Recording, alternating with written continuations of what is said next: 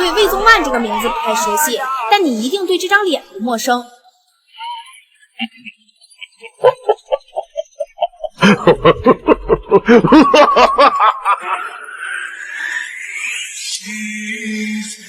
过桥，何人一出青山脚？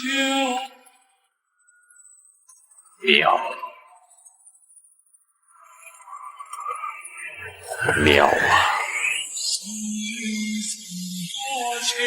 看完这张脸，我只能说魏宗万真是把司马懿给演活了。一个抬眼阴鸷的回眸，就将司马懿藏在城府里的阴险和野心全翻了出来，而那股子深不可测的劲儿，成了无数观众心里司马懿该有的样子。要说这版司马懿最绝的地方，就是把诡诈、阴险和隐忍演绎到了极致。更难得的是，演员对司马懿这个角色还有着自己独特的理解。在与诸葛亮你来我往的对手戏里，魏宗万总能接住招，又藏着自己的算计。比如在诸葛亮送女装的那场戏中，原著与原剧本均未提及司马懿穿女装的情节，但魏宗万认为要展现司马懿的隐忍与持重，就得比诸葛亮更沉得住气，不仅不能怒发冲冠，反而要大大方方穿上女装，顺着诸葛亮的激将法接招。这一提议起初遭到副导演张少林的否决，原因是汉朝礼法明文规定男子不得随意穿着女性长衣，但魏宗万还是坚持了自己的想法，反复与剧组沟通这场戏的呈现逻辑，并表示自己愿意承担这场戏所带来的损失。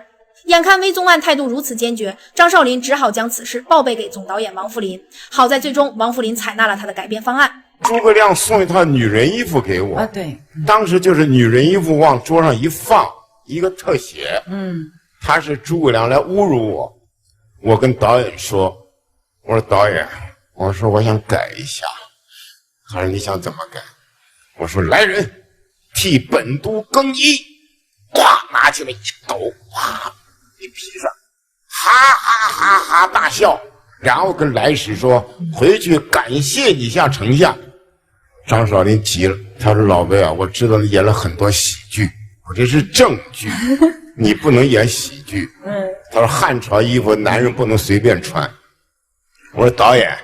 我说您给我们总导演王扶林看一下，不通过的话，那天的拍摄费1-2万块钱我来赔。过几天给王扶林一看，王导认可认可。到正式拍摄的时候，魏宗万身披粉色女衣，脸上没有半点窘迫恼恨。面对来使的惊诧，他捻着衣角，笑意盈盈，在军营中学着女人的步伐走了几步。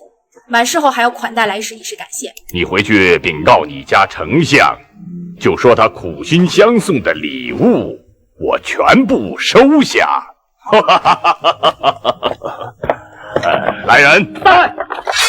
摆下酒宴，款待来使。这一段加戏不仅没有违背人物底色，反而让司马懿这个角色一下子变得更加立体了，是一段点睛之笔。而同样是饰演司马懿，新版三国中的倪大红也是把诸葛亮送的衣服穿在了身上，但我觉得在人物神韵和动作方面没有老版把握的细致到位，尤其是笑声，两版司马懿的差别太大。新版司马懿笑得上气不接下气的，那声音听着就跟我家大白鹅的叫声一样。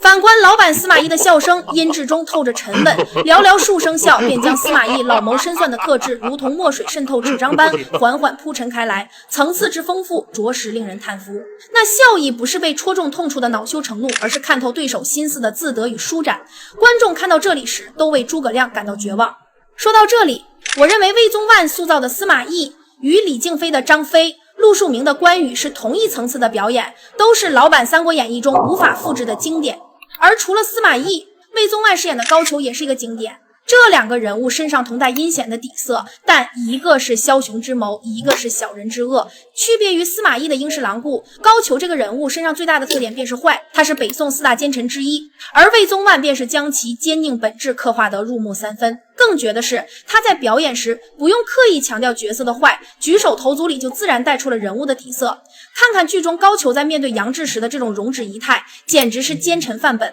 宁为玉碎，不为瓦全。今日是否我与你一起听一听玉碎的声响，是否悦耳啊？你愿意吗？你要是不愿意听，我倒是想听听。太尉，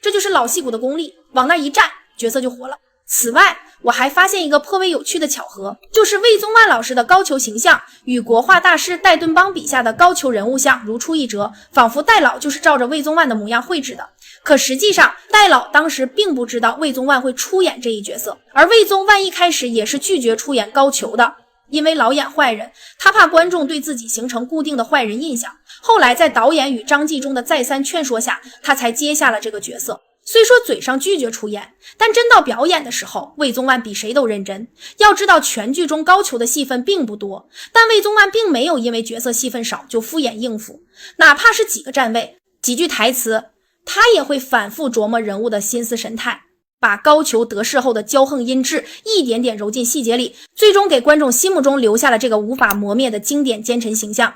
然而令人悲痛的是，这位老艺术家在6月1号这一天溘然长逝，永远的离开了我们。其女儿表示，作为演员，父亲其实没有真正坐下来好好看自己的作品，但是在去世前1周，他一直在看《三国演义》和《水浒传》。可以想见，高俅和司马懿这2个角色在魏宗万心目中有多么重要。回顾这位老戏骨的一生，是拼搏求索的一生，亦是淡泊名利的一生。从车间钳工到戏院，从跑龙套到老戏骨，魏宗万用半生汗水浇灌演艺理想，却又始终保持着初心与本分。戏中他能演活乱世枭雄与奸佞，戏外他立身坦荡谦和，以义立身，以德做人。要知道，成名后的魏宗万从不接商业广告，更不接名气敛财，因为他觉得国家发放的工资已足够生活，始终坚守着表演艺术家的风骨与纯粹。如今他的离去无疑是中国影视界的重大损失，但他塑造的那些鲜活、立体、充满深度的角色将永远留在观众的记忆中。最后请大家在公屏上打上魏宗万老师一路走好。